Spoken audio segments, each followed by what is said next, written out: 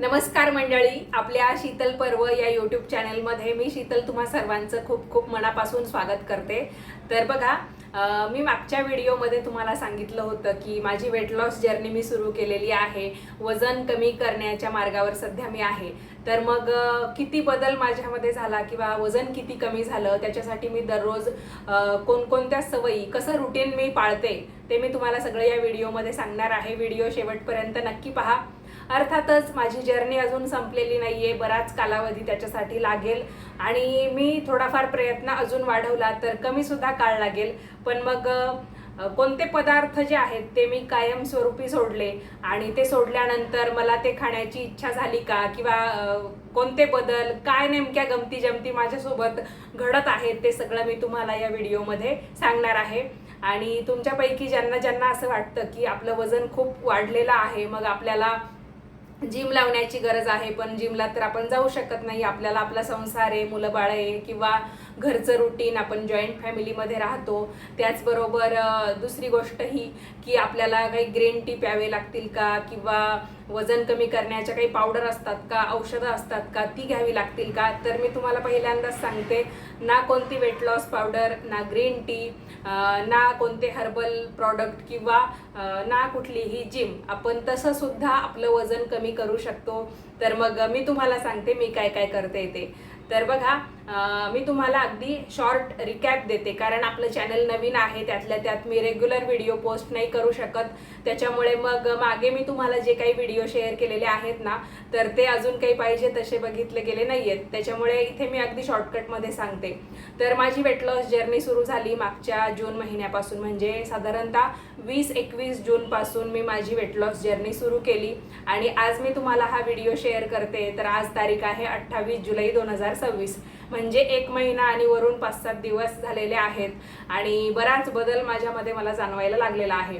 तर मग माझं काय झालेलं आहे की नुकतीच मी एका मोठ्या आजारातून गेलेली आहे आणि अगोदर सुद्धा माझ्यामध्ये हार्मोनल इम्बॅलन्स होता, म्हणजे जसं की PCOD PCOS जे काही म्हणतात ना, तर ते मला अगदी म्हणजे पिरियड्स सुरू झाल्यापासून आहे असं म्हटलं तरी चालेल। माझे पिरियड्स जे आहेत ते मी 8वीला होते, सॉरी 8वी माझी संपलेली होती आणि मी 9वीत नुकतीच गेले होते, तर माझे पिरियड्स सुरू झाले होते।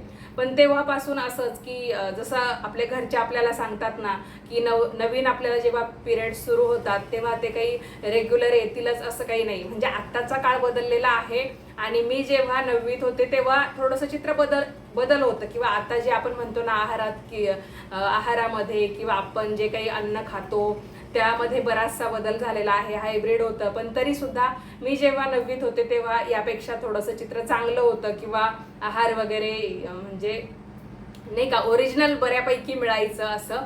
तर असो जे काही असेल ते, तर माझे पिरियड्स 9वीला सुरू झाले आणि सुरुवात जशी झाली तसे ते काही रेग्युलरच होते असं नाही, म्हणजे आता घरी मला तसं सांगायचे की सुरुवात अशीच असते की कधी कधी आल्यावर 2-2 महिने सुद्धा येत नाही आणि नंतर परत रेग्युलर सुरू होतात। तर अशी काही माझी पण सुरुवात झाली आणि त्याच्यानंतर जशी मी 10वीला गेले, 11वी 12वी, तर आपल्याला माहिती आहे 10वीचं वर्ष आपण जास्तीत जास्त एका ठिकाणी बसून अभ्यास करत असतो, कारण 10वीचं प्रेशर कसं असतं तुम्हा सर्वांना माहिती आहे।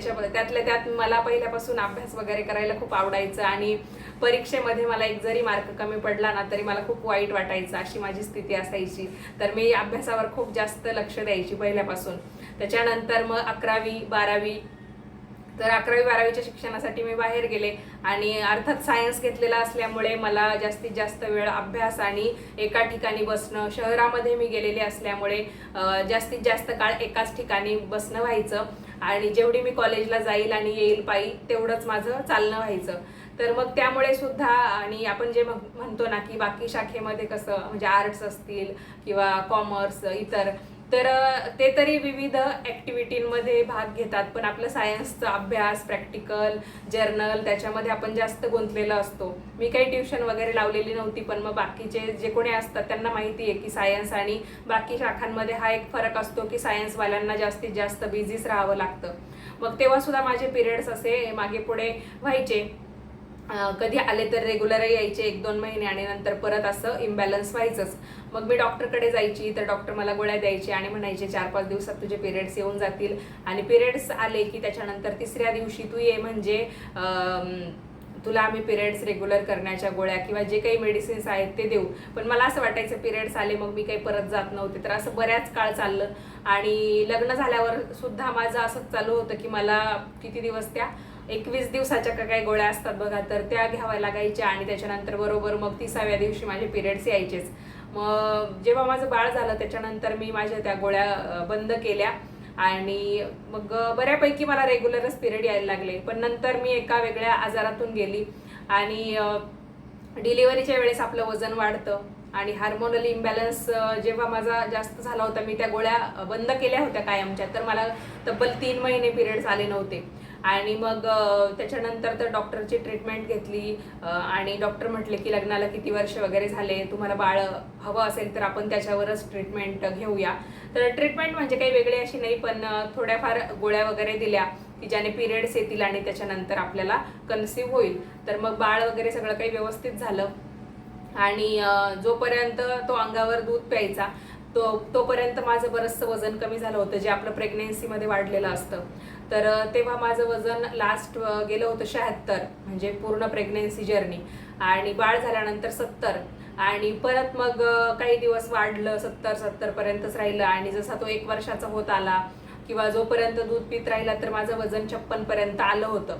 तर मला खूप चांगलं वाटायचं. पण जसं त्याने दूध सोडलं परत माझं वजन वाढलं आणि ते नंतर असंच 65 हळूहळू 70 पर्यंत गेलं.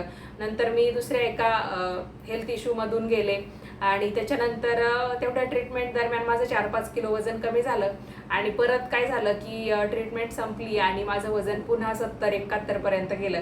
पण मग मला प्रॉब्लेम असे व्हायला लागले की मी जशी मांडी घालून बसायची ना, आपण डायरेक्ट उठू शकतो, तर मला ना असं टेकू देऊन उठावं लागायचं. तर आपल्याला लगेच जाणवायला हवं अशा गोष्टी आणि मला त्या जाणवल्या की आपण तर आत्ताच एकदम वयस्कर माणसांसारखं, वयस्कर बायकांसारखं करतोय की आपल्याला टेकू देऊन उठावं लागतं किंवा पोटसुद्धा माझं असं थोडंसं फुगलेलं वाटायचं, चेहऱ्यावर असा पफीनेस आलेला होता. आता बऱ्यापैकी तो कमी आहे आणि डबल चीन पण आली होती, जे की मी म्हणजे बाळ झालं त्याच्यानंतर काही दिवस ते अजिबात नव्हतं. म्हणजे तब्येत वाढलेली आहे हे आपल्याला कळायचं, पण मला नंतर अशी इथे डबल चीन पण यायला लागली. म्हणजे आत्ता पण थोडीशी आहे, पण जेव्हा मी सुरू करणार होते ना वेट लॉस जर्नी तेव्हा जरा जास्तच होतं. मग मला कुठेतरी ते हे वाटायला लागलं आणि घरी पण आता आपल्या बहिणी वगैरे असतात ना, तर त्या काही म्हणजे असं काही टोचून वगैरे नाही बोलत आपल्याला, पण मग कसं आहे जाणवतं तर कधी कधी किंवा बऱ्याच वेळा त्यांचं म्हणणं असं असतं की आपण जर व्यवस्थित असलो तर मग बरं दिसतं. मग त्यांना असं वाटायचं की तुझी तब्येत आता पहिल्यापेक्षा वाढलेली आहे, कमी करायचं बघ, असं तसं. आणि मला स्वतःलाही ते जाणवत होतंच, पण असं असतं ना कधी कधी दुसरं कोणी काही म्हटल्याशिवाय आपण सुरुवात करत नाही. आणि मग मी मनावर घेतलं आणि मला वेट लॉस जर्नी वगैरे ते व्हिडिओ पाहायला खूप आवडायचं, जसं मी तुम्हाला मागच्या व्हिडिओत पण सांगितलेले. मग असं तसं करत मी फायनली निर्णय घेतला आणि तोपर्यंत माझं वजन होतं 71.20. मग 71.20 पासून मी माझी जर्नी सुरू केली. मग त्याच्यामध्ये मी काय केलं, साखर पूर्णपणे बंद केली. तसंही मला चहा घ्यायला खूपच आवडतं किंवा मी चाय लवर आहे असं काही विषय नाही. सकाळी 1 कप चहा आणि संध्याकाळी 1 कप चहा 5 वाजता असं मला असायचं. म्हणजे ते प्रत्येकाचंच असतं, पण काहींना कसं बऱ्याच वेळा म्हणजे दुपारी किंवा आपल्या घरात म्हणजे आपण जॉईंट फॅमिली आहे, मग कुणाला म्हणजे नंतर उठलं त्याला आपण चहा करतोय तर प्रत्येक वेळा थोडा थोडा चहा घ्यायची सवय असते. पण माझं तसं काही नव्हतं, मी दिवसातून 2 वेळा चहा घ्यायची. तरी पण मी साखर आता पूर्ण बंद केलेली आहे. ना कोणते गोड पदार्थ मी खाते, ना चहामध्ये साखर घेते. आता काय होतं माहिती का, सोडल्यानंतर मी अगोदर सुद्धा असे प्रयोग केलेले, पण माझ्या हेल्थ इश्यूजमुळे मला ती जर्नी अर्धवटच थांबवावी लागली होती. नाहीतर मी 2025च्या सुरुवातीला 2024च्या एंडिंगला माझी जर्नी सुरू केली होती आणि तेव्हा 2 महिने मी ते कंटिन्यू केलं आणि तेव्हा माझं 2 किलो वजन कमी झालं होतं. पण तेव्हा मी वॉक वगैरे करत नव्हते एवढं जास्त, थोडंफार करायची. आणि अर्थात आता कसं दिवसेंदिवस आपल्याला जास्त माहिती मिळत चालते, तर माझं काय व्हायचं, माझं चॅनल होतं आणि आहे, दोन्ही पण म्हटलं तरी चालेल, आणि त्याच्यावर मी व्हिडिओ बनवायचे. तर जास्तीत जास्त माझं बैठं काम असायचं किंवा काही आपल्याला शूटिंग वगैरे दाखवायची आहे, तर मग माझं फिरणं वगैरे नाही, म्हणजे माझे तसे त्या व्हिडिओच्या निमित्ताने आपण जे बोलतोय किंवा व्हॉइस ओव्हर करतोय, शूटिंग दाखवतोय, मी त्याच्यात भरपूर थकून जायचे. पण मला एक्झर्शन आणि आपण वर्कआउट करणं किंवा वॉक करणं याच्यातला फरक समजायला जरा वेळ लागला. मग चला ते पण म्हणजे 2 महिन्यामध्ये मी तेव्हा 2 किलो वजन कमी केलं होतं. फक्त 2च किलो, म्हणजे आता जर विचार केला तर ते कमीच वाटतं, पण चला 2 किलो कमी झालं 2 महिन्यामध्ये, तर त्याचंही मला समाधान होतं. नंतर तर काही मी ते कंटिन्यू करू शकले नाही. पण आता जे मी काही सुरुवात केली तर मग चहा मध्यंतरी परत मी म्हणजे साखरेचाच घ्यायची. पण मग जेव्हा बंद केला तेव्हा मला 7-8 दिवस असं वाटायचं, किंवा चहा घेताना मला कुठेतरी असं वाटायचं की मी माझ्या मिस्टरांच्या आणि मुलाच्या चहामध्ये साखर टाकते आणि मला तर काहीतरी फिक्का चहा प्यावं लागणार आहे असं मनात यायचं. पण मी असं काही त्याचं गिल्ट कधी वाटून नाही घेतलं, मी प्यायचीच. आणि आता मला आता अशी स्थिती आहे की 1 महिना आणि त्याच्यावरून 5-7 दिवस झाले तर मला बिना साखरेचा आपला दुधाचा चहा इतका आवडतो. दूध पाणी मिक्स, म्हणजे चहासारखाच चहा करायचा, फक्त त्याच्यामध्ये आपण साखर घालायची नाही. बाकी आलं घालू शकतो, वेलची घालायची तर वेलची, चहा मसाला घालायचा तर चहा मसाला, सगळं काही एकदम चहासारखा चहा, फक्त तो बिना साखरेचा, बिना गुळाचा.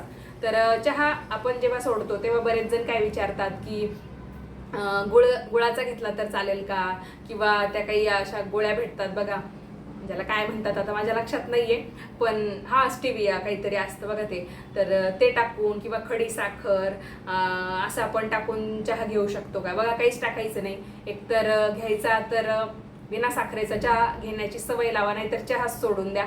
कारण चहामध्ये गुळ घेतला काय साखर घेतली काय तर सारखंच आहे, म्हणजे त्यांचा आपल्याला तोटाच होतो. तर साखर सोडल्याने बरेच फायदे होतात, जसं की आपला मूड चांगला होतो. आणि अगोदर कसं मी माझ्या चॅनलचं एकतर खूप टेन्शन पण घ्यायची की मध्यंतरी मला चांगल्यापैकी व्हिडिओ बनवता नाही आले थोडंसं आजारातून गेल्यामुळे.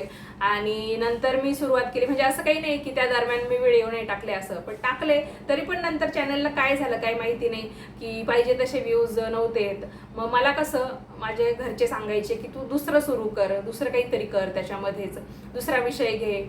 पण मग कसं असतं ना की आपण त्या चॅनेलवर जर 4-5 वर्ष मेहनत घेतलेली, आपल्याला त्याच्यातून चांगलं पेमेंट बघायला मिळालं किंवा चांगले व्ह्यूज बघायला मिळाले, तर आपल्याला ते सोडण्याचं मन नाही करत. किंवा थोडंसं आपण म्हणतो ना की नवीन सुरुवात करायची, म्हणजे पहिल्या पासून किंवा शून्यापासून ती सुरुवात करायची.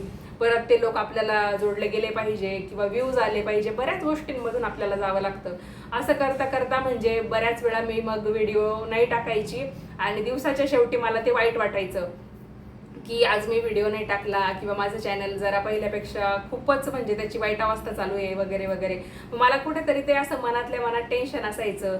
आणि वजन वाढल्यामुळे सगळ्यात महत्त्वाचं काय होतं माहिती आहे का, आपलं वय भलेही कमी असलं ना तरी आपल्यामधली ऊर्जा ही प्रचंड कमी होते. म्हणजे काम करण्याचा कंटाळा असं नाही, पण आहे ना कोणतंही काम असं आपल्याला मनातून वाटतं की अरे हे रोजचंच रुटीन आहे. किंवा मला पहिल्यापासून म्हणजे असं काहीच नाही की आपण जे घरातलं काम करतो ना ते करायला आवडतं, पण तरी सुद्धा असं त्राण गेल्यासारखं किंवा आपल्यामध्ये बळ नाही राहिलं, शक्ती नाही राहिली असं वाटायचं.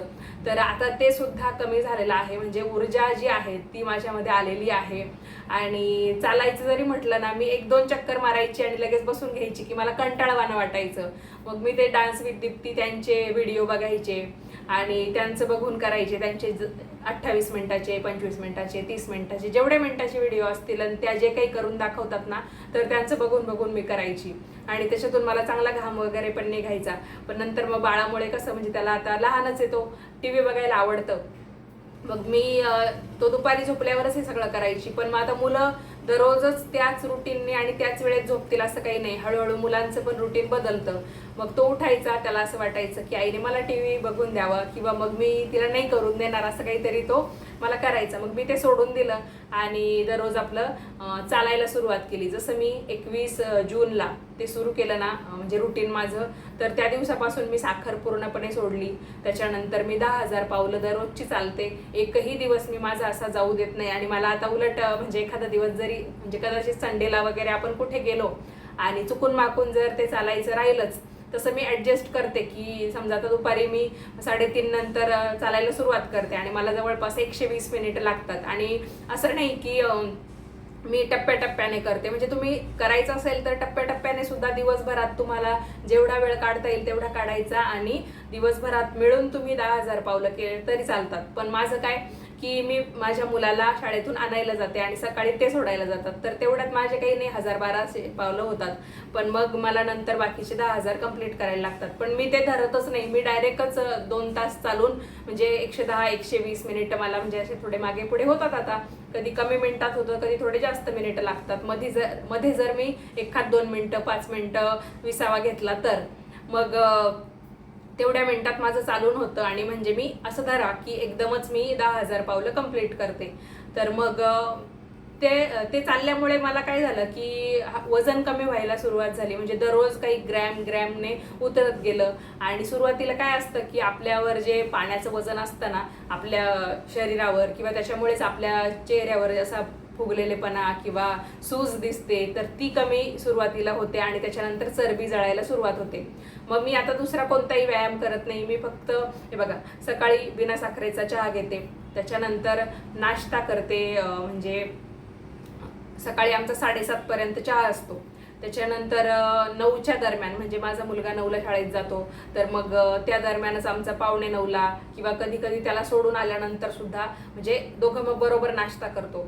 तर मग त्यांना जर मी जे खाते ते खायला आवडत असेल तर मी दोघांसाठी तिघांसाठी पण तो एकच पदार्थ करते, किंवा नसेल तर माझ्यासाठी आता मी सेपरेट करून घेते, कारण घरच्यांना पण काही प्रॉब्लेम नाहीये की मी वेगळा करून खाते व असं. तर मग माझ्या नाश्त्यामध्ये, माझ्या लंचमध्ये, माझ्या डिनरमध्ये सगळ्यांमध्ये मी प्रोटीनचा सोर्स ठेवते, म्हणजे प्रथिनं. त्याच्यामध्ये मग डाळ असेल, अंडी असतील, चिकन असेल किंवा सोयाबीन असेल, फळांमध्ये पेरू असेल, तर ज्याच्यामध्ये प्रोटीन आहे ना, म्हणजे आपल्या मटकीमध्ये असतात, हरभऱ्यांमध्ये म्हणजे भिजवलेले हरभरे, किंवा आपण जे छोले, जे व्हाईट हरभरे, तर जेवढे काही प्रोटीनचे सोर्स आहे ना तसे आपण प्रत्येक जेवणामध्ये ॲड केलेच पाहिजे. आणि प्रथिनांमुळे म्हणजे प्रोटीनमुळे काय होतं, आपल्याला भूक जास्त वेळ लागत नाही. आपलं जे पोट आहे ना ते बऱ्याच वेळ भरून राहतं आणि आपल्याला भूक जरा जास्त वेळाने लागते. आपल्या जेवणाच्या वेळा आपण पहिल्यांदा व्यवस्थित करायच्या. आज आपण दुपारी 12:30ला जेवलोय, उद्या 1:30ला, परवा 2ला असं नाही करायचं. तुम्हाला जर 11ला जेवायची सवय असेल ना तर दररोज तुम्ही 11, 11:15च्या दरम्यान तरी जेवण करण्याचा प्रयत्न करा. म्हणजे 11:45, 11, 11:15 अशी वेळ तुम्ही पाळायची. पण मग वेळ जास्त म्हणजे नाही का, 1-1, 1.5 तासाचा दररोजचा फरक होतोय असं नाही करायचं. तर मग माझा नाश्ता सकाळी 9 किंवा 9:15च्या दरम्यान होऊन जातो. त्याच्यामध्ये मी कधी बेसनचा चिला घेते, म्हणजे बेसनचं आपलं धिरडं घेते, त्याच्याबरोबर दही खाते. दोघांमध्येही प्रोटीन आहे तर मला ते मिळून जातं. पोहे खाणं मी आता जवळपास बंदच केलं आहे. जरी त्याच्यामध्ये शेंगदाणे आपण घालतो, त्याच्यामध्ये प्रोटीन आहे, तरी पण पोह्यांमध्ये जास्त कार्बोहायड्रेट्स आहे. मी कार्ब्स डायरेक्ट बंद केले असं नाही, पण मग पोहे मी बंद केले. त्याचबरोबर मी कधी कधी मग काय करते, बेसनचा चिला ते एक झालं, किंवा कधी कधी उकडलेली अंडी खाते, कधी कधी फक्त आमलेट पोळी असं खाते. म्हणजे अशा पद्धतीने. किंवा कधी कधी फक्त सोयाबीन आपले उकळवायचे, ते पिळून घ्यायचे आणि त्याच्यामध्ये हलकंसं मीठ मिरची टाकून ते पण खायचं. तो पण प्रोटीनचा चांगला सोर्स आहे. कधी कधी डाळ वगैरे सूप म्हणून पिते. तर जे जे मला वाटतं की याच्यामध्ये प्रोटीन आहे तर ते मी खाते. त्याच्याबरोबर आमची फळं असतात, भिजवलेले ड्रायफ्रुट्स असतात. म्हणजे प्रत्येकच वेळा ते असतील असं नाही, पण मग या गोष्टी मी घेते.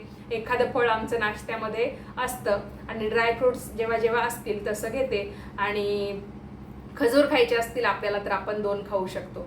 तर दुपारच्या जेवणामध्ये मी फक्त एकच पोळी घेते. त्याच्यामध्ये माझं सलाड जास्त असतं, काकडी, गाजर, किंवा कधी कधी बीट असलं तर बीट. पण मग बीट कसं गोड निघालं तर चांगलं आहे, आणि तुरट निघालं तर ते खाल्लं जात नाही. मग ते काहीतरी आपल्याला परतून वगैरे असा प्रकार मी करते. तुम्हाला जर हवं असेल तर मला कमेंटमध्ये सांगा की मी बीटाचं नेमकं कसं करते, जर तुरट लागणार असेल तर. मग अशा पद्धतीने सलाड जास्त असतं. पोळी किंवा भाकरी जे काही मी घेईल ना ते फक्त एकच घेते. आणि खूप जास्त मोठी पण पोळी नाही, खूप जास्त छोटी पण नाही, मध्यम आकाराची पोळी किंवा मध्यम आकाराची भाकरी.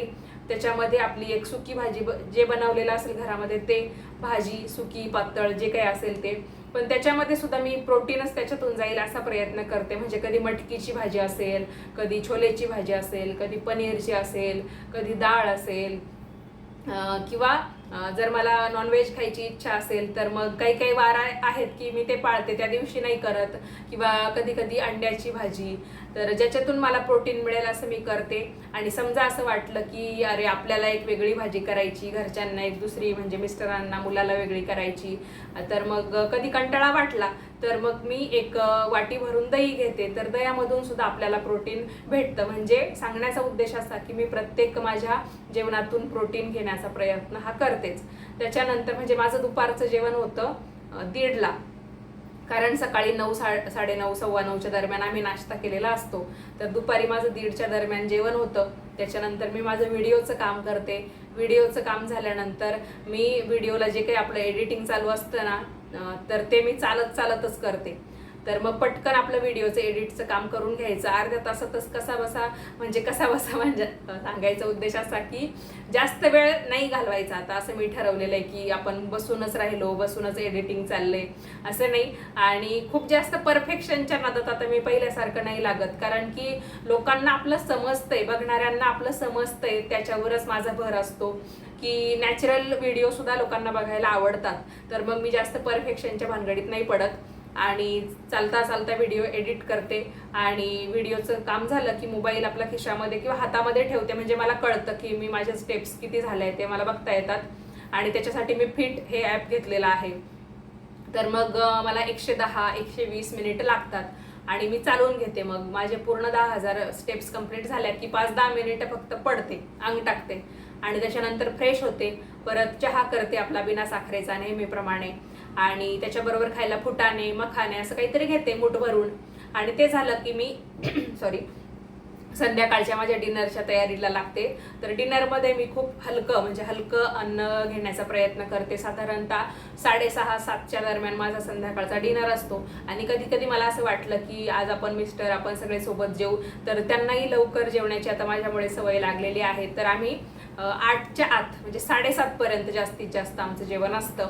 तर मग वेळा माझ्याही कधी थोड्याफार मागे पुढे होतात की असं नाही की एकदम परफेक्ट असं चालू आहे. तर असं मी 21 जून पासून सुरू केलं आणि आजपर्यंत माझ्या रुटीनमध्ये खंड पडला नाही. चालायला 1-2 दिवस म्हणजे कधी शक्यतो संडेच्याच दिवशी कुठे बाहेर गेलो असेल तर तेव्हा 1-2 वेळा असं झालेलं आहे. तरी पण मी अगोदरच चालून घेण्याचा किंवा आल्यावर चालायचा प्रयत्न नक्की केलेला आहे. आणि पूर्ण 10,000 स्टेप्स कंप्लीट झाल्याशिवाय आता मला म्हणजे चेन पडत नाही. तर हळूहळू करत माझं ग्रॅमने वजन कमी होत गेलं. आणि आता आज तारीख आहे 28 जुलै 2026. तर आज माझं वजन आलेलं आहे 66.60, म्हणजे 71.20 ते 66.60. तुम्ही त्याच्यावर गणित करू शकता की आतापर्यंत म्हणजे 1 महिना आणि 5-7 दिवसात माझं किती किलो वजन कमी झालेलं आहे. तर मग डबल चेन जी आहे ती बऱ्यापैकी गेलेली आहे. पूर्ण जाण्यासाठी अजून तर मी जर्नीवरच आहे, ती नक्कीच कमी होईल. पोट माझं पहिल्यापेक्षा कमी झालेलं आहे, कारण दिसायचं ते साडी वगैरे नेसल्यावर किंवा असं एकदम फिट ड्रेस घातला ना तर किंचित आपला तो पोटाचा भाग आहे ना बाहेर किंवा फुगलेला असा दिसायचा. मांड्या अशा घासायच्या, तर आता त्या बऱ्यापैकी कमी झालेल्या आहे. पूर्णपणे नाही पण कमी झालेल्या आहेत. आणि मला पहिल्यापेक्षा खूप हलकं वाटतं, ऊर्जावान वाटतं. आणि असं काही नाही की मी त्याच्यामध्ये भाकरी म्हणजे कार्ब्स पूर्णच सोडले किंवा भात खाल्ला नाही. जर मी एखाद्या दिवशी भाकरी किंवा चपाती याच्यापैकी काही घेतलं नाही तर मी 3-4 चमचे भात खाते. आणि मग तो भात आपल्या समजा डाळीबरोबर भात घेतला, आपली डाळ जास्त असते, भात कमी असतो, मग आपल्याला असं वाटतं ही बाकीची डाळ कशाबरोबर खायची, तर मी चमच्याने खाऊन घेते. मला काही असं वाटत नाही वेगळं, किंवा पिऊन घेते. पण मग जे पहिलं तेलाचं प्रमाण जेवढं असायचं त्याच्यापेक्षा मी खूप कमी केलं. अगदी फोडणी देण्यापुरतं म्हणजे जिरे मोहरी तडतडतील एवढंच मी किंचितचं तेल वापरते. मिठाचं प्रमाण म्हणजे मला अशी सवय लागली होती की मला थोडंसं जास्त मीठ टाकण्याची सवय लागली होती. आणि आपल्या शरीराला नाही ते कळत किंवा आपल्याला नाही ते कळत की आपण मीठ जास्त टाकतोय, पण कदाचित दुसऱ्याला आपली भाजी खारट पण लागू शकते. तर मला स्वतःलाच जाणवायचं की मीठ टाकायला माझा हात थोडासा वाढवाचा असायचा किंवा जास्तच असायचा. तर मिठाचं प्रमाण सुद्धा मी कमी केलेलं आहे. तर अशा पद्धतीने सध्या माझं रुटीन सुरू आहे आणि मला खूप चांगल्या पद्धतीचे बदल जाणवत आहे. तुम्ही सुद्धा सुरुवात करा, जेणेकरून म्हणजे एकदा सुरुवात झाली ना आपण बरोबर त्या रुटीनला लागतो. कधी कधी असं होतं की आपल्याला थोडीशी भूक जास्त लागते किंवा चहा पिण्याची इच्छा होते, ज्यांना कोणाला म्हणजे चहा घ्यायला आवडतो ना, किंवा मग आता दररोजचं जेवण आपलं जास्त असतं, आपण काय दररोज एकच पोळी खातो असं नाही, म्हणजे जर जर्नीवर नसू तर तर मग आपल्याला असं वाटतं की काहीतरी पोट माझं रिकामं आहे, पण तीच आपली खरी वेट लॉस जर्नी असते की आपल्या पोटाला म्हणजे खाल्ल्यानंतर सुद्धा असं वाटतं ना रिकामं आहे किंवा मला अजून भूक आहे, तर तेव्हाच आपली चरबी जी आहे ना तर ती म्हणजे तिचा वापर व्हायला सुरुवात होते आणि जी स्टोअर झालेली चरबी आहे तिचा एकदा वापर व्हायला सुरुवात झाली की आपलं वजन सुद्धा कमी होतं. तर अजून जे काही प्रश्न आहेत ना तर त्याची उत्तरं मी तुम्हाला पुढच्या भागात देईल. आणि तुम्ही जर हा व्हिडिओ माझा पाहिला, तुम्हाला जर असं वाटलं की आपण काहीतरी विचारावं कमेंटमध्ये किंवा काही प्रश्न असतील तर तुम्ही ते नक्की विचारा. माझ्याकडे ग्रीन टी सुद्धा आहे, पण मी ती पित नाही कारण मला नाही वाटत. आणि कुठल्याही प्रकारची वेट लॉस पावडर असेल, जिऱ्याचं पाणी, धण्याचं पाणी असं काही नाही. मी उठल्यानंतर फक्त आपलं साधं 1 ग्लास पाणी पिते आणि त्याच्यानंतर वॉशरूमला जाऊन येते. वॉशरूमवरून जाऊन आल्यानंतर मी माझं वजन चेक करते की किती आलंय काय, कारण तेच आपलं खरं वजन धरायचं असतं. कारण जेव्हा आपण नाश्ता करतो, जेवण करतो, दिवसभरात पाणी पितो, तर मग त्याच्यामुळे काय होतं, आपण जर वजन केलं तर आपलं ते जास्तच दिसतं. त्याच्यामुळे सकाळी पोट साफ झाल्यानंतरच वजन करायचं. आणि सगळ्यात महत्त्वाची गोष्ट, मी पाणी सुद्धा आता पहिल्यापेक्षा जास्त पिते. म्हणजे दिवसभरातून मी प्रयत्न करते की जे काही आपण 3 लिटर 3.5 लिटर पाणी पिलं पाहिजे, तर जास्तीत जास्त पाणी पिण्याचं माझं सुरू आहे. आता हे जे प्रत्येक विषय आहे ना, जसं की पाणी किती पिलं पाहिजे किंवा आपल्याला साखर सोडल्यामुळे काय होतं किंवा PCOS असल्यावर काय करायचं, तर याच्यावर सेपरेट व्हिडिओ सुद्धा मी एक एक करून घेऊन येईल. कधी जर वाटलं की मी नाश्त्याला काय खाते, जेवणाला काय खाते, त्याच्या रेसिपी असतील तर त्या सुद्धा तुम्हाला शूट करून दाखवत जाईल. तर आजच्या व्हिडिओमध्ये एवढंच. भेटूयात पुन्हा पुढच्याच नवीन व्हिडिओमध्ये. आणि बघा, आता आपण जर्नी सुरू केली की त्याच्यामध्ये बऱ्याच साऱ्या गोष्टी येतात, त्याच्यामुळे मग व्हिडिओ आपला मोठा होऊन जातो. आणि तसंही माझं असं असतं की मला असं सविस्तर सांगायला आवडतं, त्याच्यामुळे माझे व्हिडिओ पहिल्यापासून थोडे मोठेच होतात. तर भेटूयात पुढच्या व्हिडिओमध्ये. सगळ्यांनी स्वतःची काळजी घ्या आणि आपण फिट कसं राहू, आपलं आरोग्य चांगलं कसं राहू, तर याच्यावर नक्की भर देण्याचा प्रयत्न करा. धन्यवाद.